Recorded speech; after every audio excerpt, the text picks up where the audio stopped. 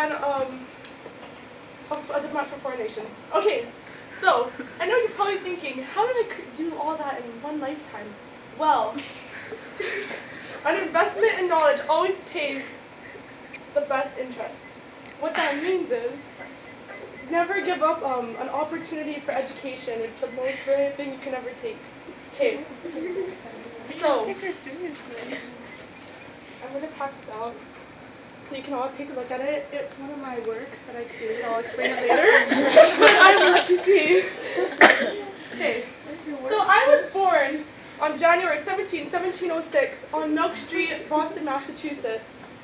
I am the youngest out of 8 children. My father, Sexila Franklin, was a candle maker, so growing up it was really hard for us. We weren't really well off. My older brother, he actually had his own printing press. And when I was 10 years old, my dad took me out of school to make me work for my brother. While I worked there, I learned a lot. I learned how to write, I learned how to read. Those are 2 main things that I did well as a child. Back in the day, we didn't have Facebook, Tumblr, television, so the books were the best things to hit.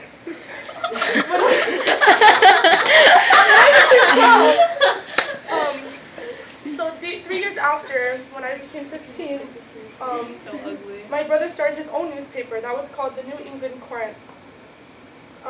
When I was 17, though, I ran away because my brother, he was really mean to me. I ran away to Philadelphia, where I eventually came up with my own paper, which is back there, which is called the Pennsylvania Gazette. In 1730, I met the love of my life, Deborah Breed.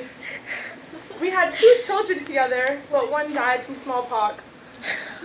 I also had an illegitimate son. His name was William. One day, me and my son William, we were out in a thunderstorm, and we had a kite. See, I was really interested in electricity, and I found a way to charge it. The electrical current in that kite. It is Ariel. What I did was I took a metal rod and I put it to the back of the kite like this. Okay. Oh. Sorry. Dynamics. So yeah, I took a metal rod, put it to the back of a kite. I set it in the air, and while I was flying in the thunderstorm, I took a pair of keys and I attached it to the end of the rope. Okay, imagine here. So the keys are down there. At the end of the rope, my keys were set in a jar, and as this was flying, the electric currents were going through the string. So even when I touched the keys at the end of the thunderstorm, I got shocked. That's how I found electricity through the electrical rod. One of my great inventions. Okay. You created I also electricity? Invented the Frank stove. Okay, I have a visual for you all. Okay, the Frank stove, right here. This was used to heat houses. It was what we call today a fireplace. In the winter when it was really cold, this was the thing to have. I also invented a glass harmonic. It's a form of musical instrument. It's really nice.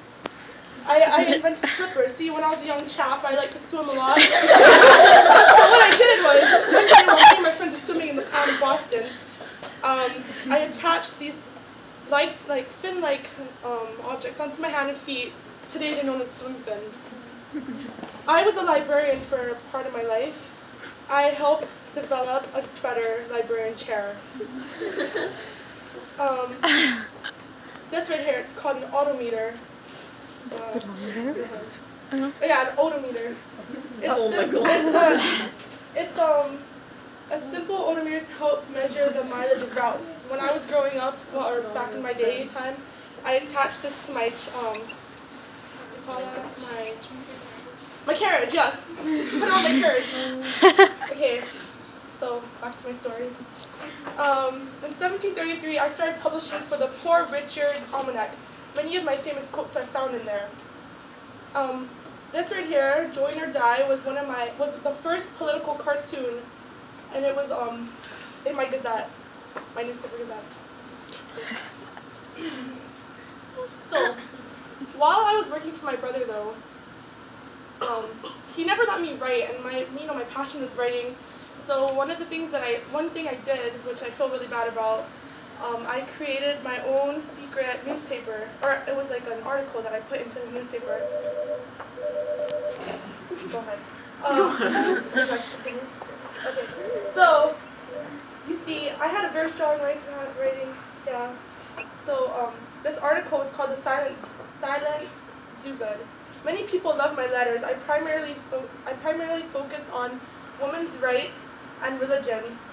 My letters made such a great impact on society that I was soon forced to tell my father and my brother that that was me writing "The Silence Do Good."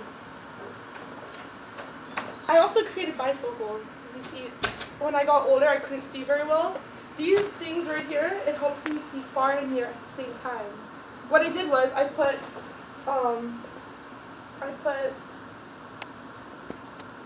one nearsighted lens on the top and the far-sighted lens on the bottom, so when I adjusted my head, I could see both.